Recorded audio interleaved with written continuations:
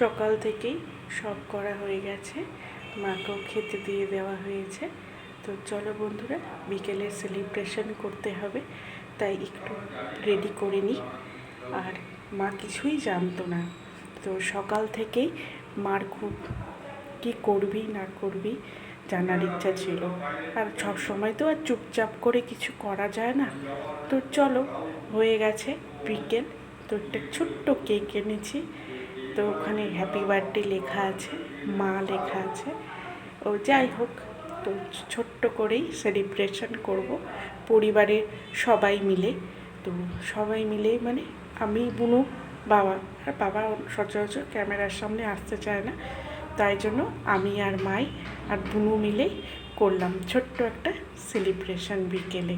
আর তো আমাদেরকেও বাড়ি আর কি করব বলো। তো যাই হোক, তো চলো আমার সাথে তোমরা থাকো আর দেখো, ভালো লাগবে। আর সারপ্রাইজ পেতে কার না কার ভালো লাগে বলো।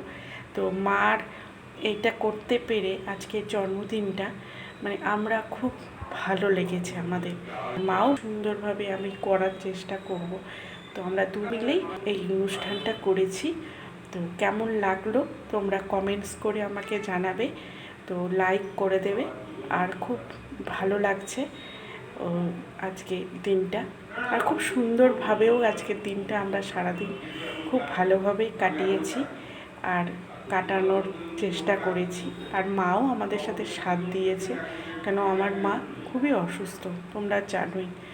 তো যাই হোক, আজকে আমার মা আমাদের সাথে সাথ দিয়েছে বলেই আজকে আমরা করতে পেরেছি এইটুকু অনুষ্ঠান। তো যাই হোক, তো আজকে চলো, কেমন লাগলো তোমরা আমাকে বলো।